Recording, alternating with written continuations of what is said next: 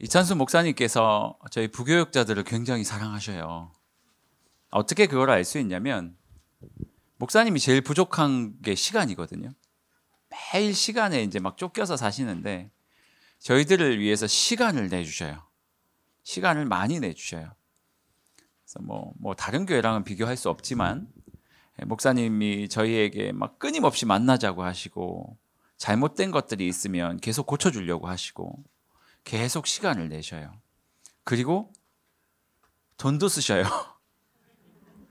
커피 사줄까 맨날 그러시고 저희들 막 닭고기도 사주시고 목사님이 시간을 많이 저희들에게 쓰시고 돈을 저희들에게 쓰시는 걸 보면서 참 큰 사랑을 받고 있다. 사실 돈은 뭐 중요한 거 아니고 목사님께서 저희들에게 시간 주시는 것을 보면서 참 감사함을 많이 느낍니다.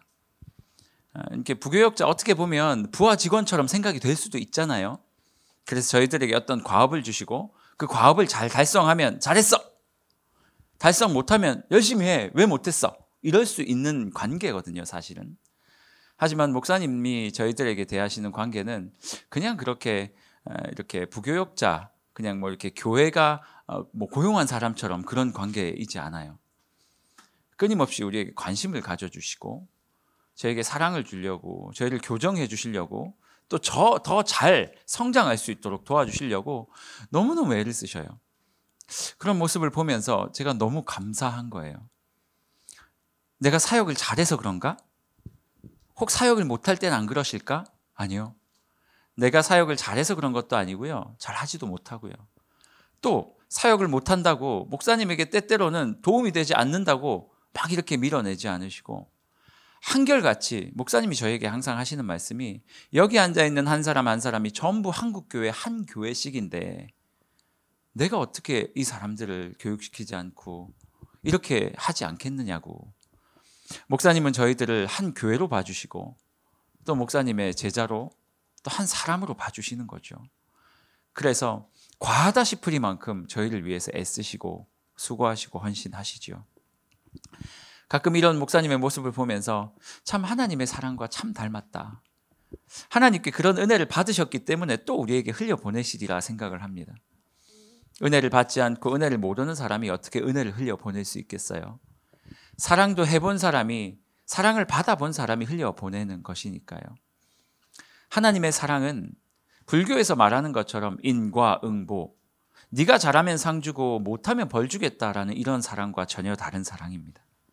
하나님의 사랑은요, 우리가 어떻게 하고 하지 않고 이것과 상관없이 그저 전적으로 하나님의 주권으로 우리를 부르셨기 때문에 부른 자녀를 그냥 사랑하시겠다는 거예요. 그래서 우리가 복이 있는 거예요. 만약 잘해서 사랑을 받는다면 그거 어떻게 살아요? 전 두려워서 못 살 것 같아요. 네. 히타가 조금 센 것 같죠? 네, 조금 끌까요? 네. 하나님의 사랑은 그저 우리에게 이렇게 겨울인데 부채질하고 계셔가지고 히타를 좀 꺼달라고 했습니다. 하나님의 사랑은요, 나의 어떠함과 상관없이 거저 주어지는 사랑이에요. 그런데 우리는 자꾸 이것을 잊어버리죠. 왜냐하면 세상에서 살고 있기 때문이에요. 세상은요, 제가 100원치 일하면 한 90원치 줘요. 그것도 맞나요? 한 100원치 일하면 한 50원치 주나요?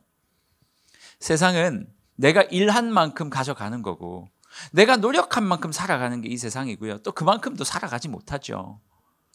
그 세상에서 우리가 오래 살다 보니까 하나님의 사랑까지도 오해하게 되는 경우가 참 많은 것 같아요.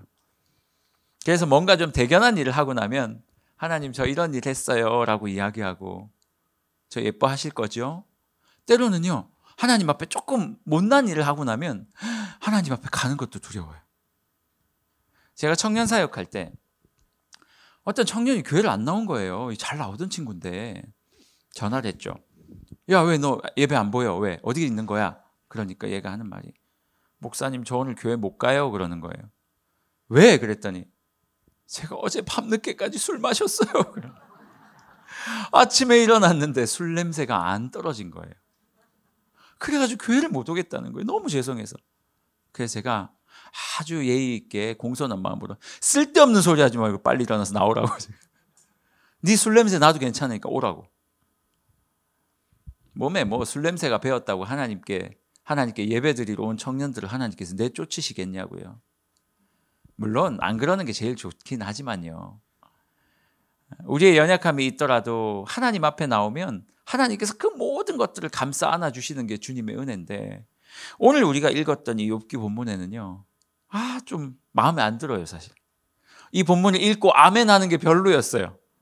왜냐하면 오늘 이야기는 하나님의 말씀도 아니고 다른 것도 아니고 욥의 친구 빌닷이라는 사람이 그 아파하고 있는 욥에게 찾아와서 그를 저주하듯이 충고하는 장면이거든요. 빌닷이라는 사람이 욥에게 찾아왔어요. 욥의 친구였어요. 그러니까 뭐 평소에 얼마나 많은 시간을 보냈겠어요. 욥이 그 사단으로부터 시작된 이 징계였잖아요. 징계가 아니고 시험이었잖아요. 그래서 욥이 자녀들이 다 죽었어요. 자기가 가지고 있던 재산들이 다 날아갔어요. 자기의 건강도 잃었고요. 부인조차도 욥을 욕하고 떠났단 말이에요. 그리고 혼자 남겨진 기왓장으로 자기의 몸이 너무 가려워서 벅벅 긁고 있었던 그 욥에게 친구가 오더니, 아니 우리 집사님들, 권사님들, 장로님들 같으면 어떻게 얘기하시겠어요? 이런 상황에 있는 친구를 만나러 가면 어떻게 하니? 울어줘야죠. 같이 안아주고 같이 보듬어줘야죠. 우리 교회의 구호처럼 함께 울고 함께 웃는 거니까. 그런데 이 빌닷이라는 사람이 아주 똑똑했나 봐요. 욥에게 오더니 뭐라고 말하냐면, 야, 네가 지금 이렇게 쫄딱 망한 거 하나님의 공의가 없어서, 아니면 하나님이 부조리해서 너를 망하게 한 것 같으냐? 아니야. 하나님은 엄청 공의롭고 완벽하신 분이야. 마치 하나님의 완벽함을 찬양하는 것처럼 시작하더니 뭐라고 말하냐면, 너의 이 고난은 네 자녀들이 죽은 이유는 네 자녀들이 나쁜 짓하고 그럴 만한 상황을 벌였으니까 하나님께서 벌을 주신 거지. 이렇게 이야기를 하는 거예요. 제가 이 구절을 읽으면서 너무 속상하고 열받고 화나고 막 아니 어떻게 아프고 울고 있는 사람에게 가서 이렇게 이야기를 합니까? 빌닷이 가지고 있던 생각은 뭔지 아세요? 인과 응보였어요. 불교도 아니면서 스님도 아니면서 자기 머리에 인과 응보가 딱 있었던 거예요.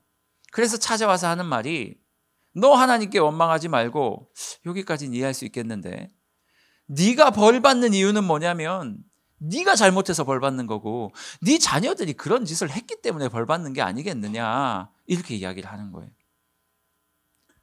여러분, 빌닷의 이 말을 어떻게 생각하십니까? 말도 안 되는 이야기예요. 사실 욥이 당하고 있는 고난은요, 그가 연약해서, 연약함도 물론 없지는 않았겠죠.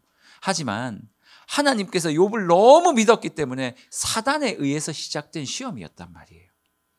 그런데 이 하나님의 큰 뜻도 알지 못하면서 욥을 책망하고 정죄하고 비난하고, 하나님의 사랑은요, 빌닷이 가지고 있는 이러한 사랑이 아니거든요. 빌닷은 네가 잘못했기 때문에 벌을 받는 거야 라고 이야기했지만, 하나님은 뭐라고 말씀하셔요? 네가 무슨 잘못을 했든 난 널 사랑이거든요. 이게 하나님의 사랑이에요. 욥기 1장에 보면 첫 절에 뭐라고 말을 하냐면 1장 1절에 이렇게 말을 해요.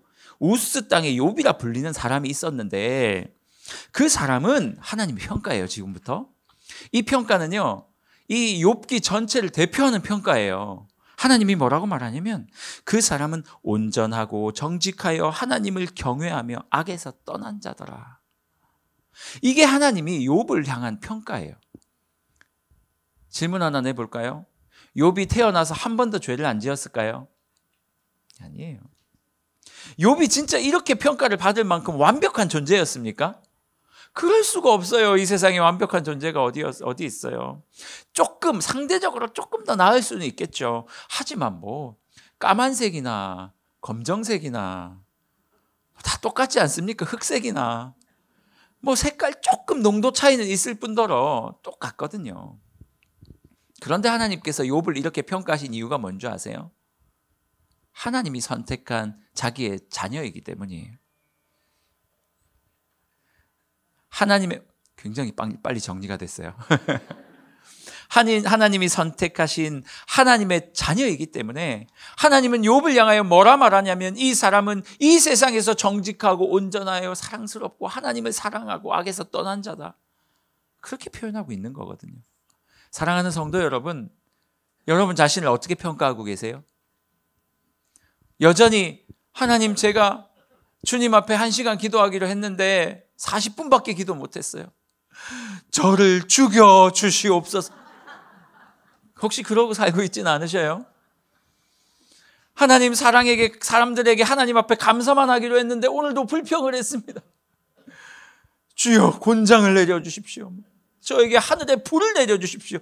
이렇게 기도하시는 분 계십니까? 그건 잘못된 기도예요. 어떻게 기도하면 되는 줄 아세요? 하나님, 1시간 기도한다고 약속했는데 40분밖에 못했어요. 그래도 40분 기도한 제가 이쁘시죠? 20분 더 채우겠습니다. 하나님이 우리에게 주시는 사랑은 인과응보처럼 네가 잘하면 잘해주고 못하면 내가 벌 주고 그런 하나님이 아니셔요. 가끔 하나님이 우리의 인생에 벌을 주신다, 우리의 인생을 다듬으신다, 뭔가 아픔을 주신다고 할 때에는 내 자식이라는 전제 하에서 주시는 거예요. 우리 잘 되라고, 조금 더 하나님 닮으라고, 성숙하라고 주시는 거예요.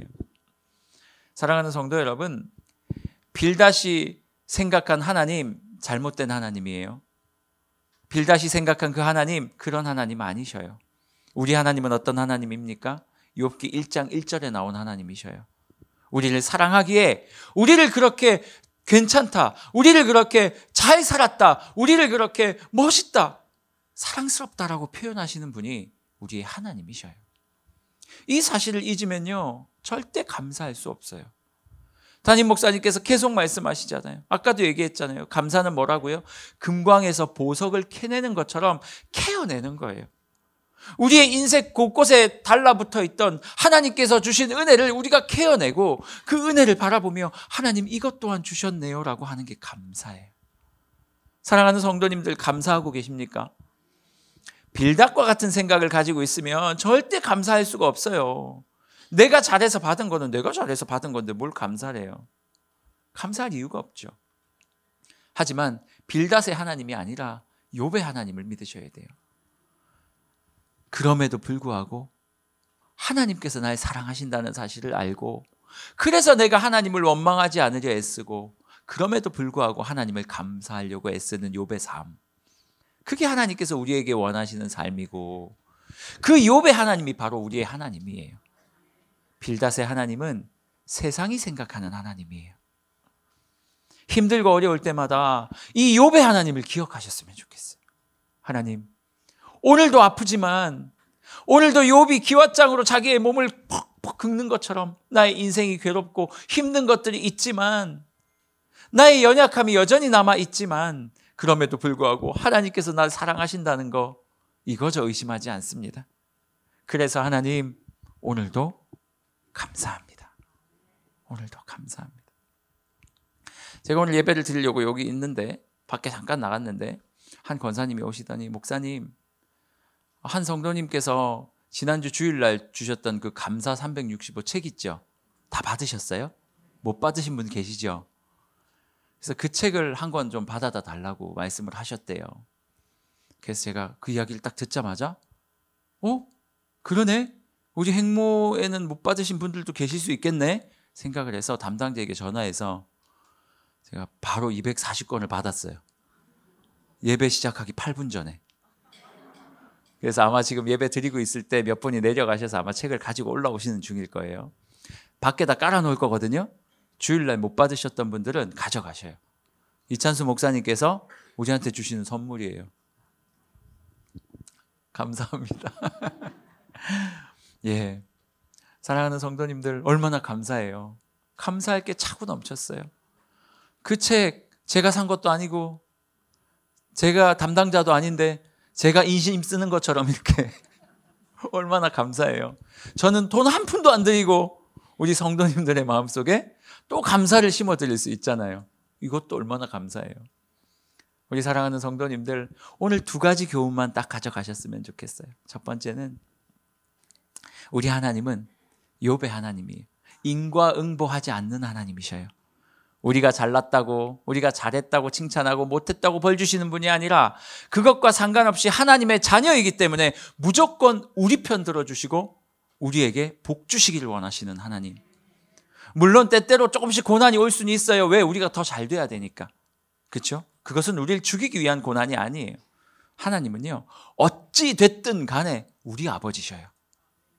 옆집 우리 다른 옆집에 살고 계신 분의 아버지가 아니고 우리의 아버지셔요. 그래서 하나님은 첫째, 우리의 아버지이신 하나님은 인과응보의 하나님이 아니세요. 그저 하나님께 감사하고 그렇게 하시면 좋겠어요. 그런 하나님께 감사하는 한 주간 되시면 좋겠습니다. 두 번째는요, 그 인과응보하지 않으시는 우리 하나님의 은혜를 나만 이렇게 가지고 있으면 그게 또 무슨 의미겠어요? 그 은혜를 어떻게 하라고요? 흘려보내는 거예요. 첫 번째, 누구에게 흘려보내시겠어요? 주변 한번 돌아보시겠어요? 주변 한번 보세요. 지금 주변 분들 얼굴 한번 보셔요. 처음 보인 그분, 내가 처음 본 그분에게 하나님의 은혜를 흘려보낸 한 주 됐으면 좋겠어요. 문자로도 힘내라고 화이팅 문자 보내시고요. 또 좀 그러시면 전화도 한번 해보시고요. 사랑한다라고도 이야기도 해보시고요. 또 우리 자녀들이 그냥 우리 집에 그냥 나 혼자 못 먹는데 감을 한 박스를 줬어요. 예를 드는 거예요. 근데 내 옆에 바라본 그분 생각이 나잖아요. 그러면 멀지 않고 같은 동네라면 또 나눠줄 수도 있는 거고요. 요즘 김치가 엄청 돌아다니더라고요. 여기저기서 자꾸 막 김치 하길래 아니 도대체 왜 자꾸 김치 하시나, 알고 보니까 김장철이에요. 누가 김치를 줬는데 내가 먹기에 너무 많아. 그러면 혼자 사시는 우리 성도님들 있으면, 없는 분들 계시면 조금 나눠드릴 수도 있는 거고, 내 마음의 착함 때문에 나눠드리는 거 말고요. 하나님이 나에게 사랑을 주셨기 때문에 그 사랑을 흘려보낸다는, 하나님의 그 사랑을 흘려보낸다는 그 마음으로 흘려보낼 수 있는 거 아니겠습니까? 이번 한 주간 추수감사주일을 지났는데요, 이번 한 주간 우리의 마음속에 이 마음을 가졌으면 좋겠어요. 하나님, 인과응보하지 않으시고 그저 무조건적인 사랑으로 우리를 사랑해 주셔서 감사합니다. 하나님께 감사하시고, 또 하나님, 주님께서 내게 주신 이 복을 주변 사람들에게 흘려보내기를 원하오니 이 사랑이 그에게 흘러가서 그들이 또 감사할 수 있게 하옵소서.